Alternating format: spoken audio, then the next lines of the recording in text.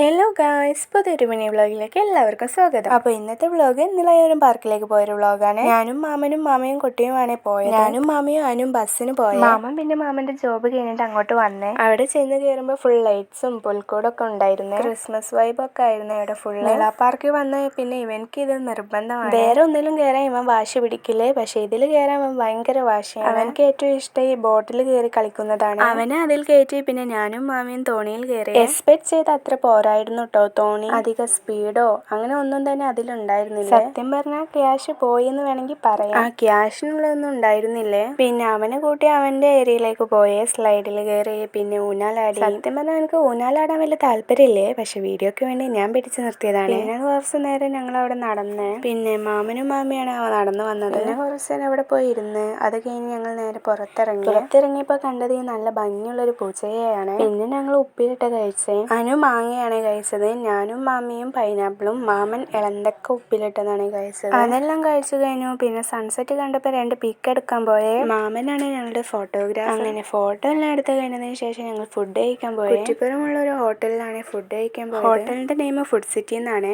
അൽഫാമും പൊറോട്ടയും കുബൂസൊക്കെയാണ് ഞങ്ങൾ കഴിച്ചത്. ഒക്കെ നല്ല ടേസ്റ്റ് ഉള്ള ഫുഡായിരുന്നു. ഇടയ്ക്കൊക്കെ ഞങ്ങൾ അവിടുന്ന് ഫുഡ് കഴിക്കാറുണ്ട്. അങ്ങനെ ഫുഡെല്ലാം കഴിച്ചു കഴിഞ്ഞ് ഞങ്ങൾ നേരെ വീട്ടിലോട്ട് പോകുന്നത്. അപ്പോൾ ഇന്നത്തെ വീഡിയോ എത്ര ഉള്ളൂ. നിങ്ങൾക്ക് ഇഷ്ടപ്പെട്ടാൽ ലൈക്കും സബ്സ്ക്രൈബും കമന്റും ഷെയറും ചെയ്യണേ. അപ്പോൾ ഓക്കെ, ബൈ.